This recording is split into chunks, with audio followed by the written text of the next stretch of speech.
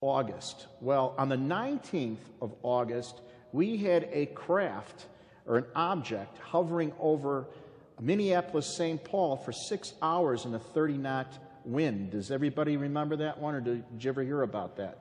It sat up there. Did you remember hearing about it in the news? Of course not, right? Even down in Papua New Guinea, you didn't hear it there. Okay? So the problem was it wasn't really covered very well. New Fork received a lot of reports. There was footage of this. And there was also an event that night in, let's say, northwest Arizona. And I'd like to show you the object that was seen there in a 30-mile-an-hour wind. Can we show that, which would be Rob's footage? And this is from Arizona Research Group. 1A. Okay, where's that pigeon? This is, now see if I was on the radio, this is what's known as radio hell. Okay? There we go.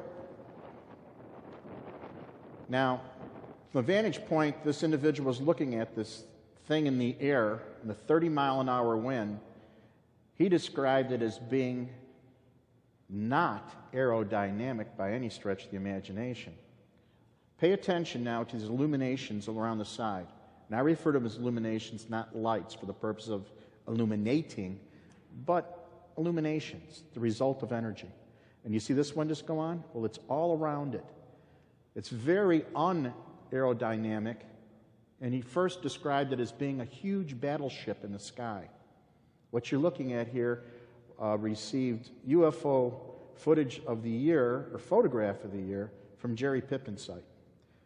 And knowing the individual for 4 years, I can assure you this is a genuine photograph, and it is something out of this world, or at least unearthly technology.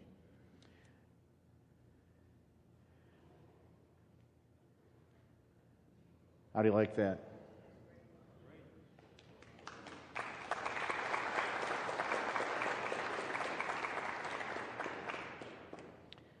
The research coming from this area has got to be some of the best actual scientific research. This and a few other events that happened to this individual really propelled him to look into things that really made him, let's say, question his reality. And when you look at stuff like this, and I don't know if anybody out here, I'm sure there is quite a few, have had a UFO sighting. Once you have one, it's hard to go back to just your normal realm, you know. Things change. Well, for this man, things really changed.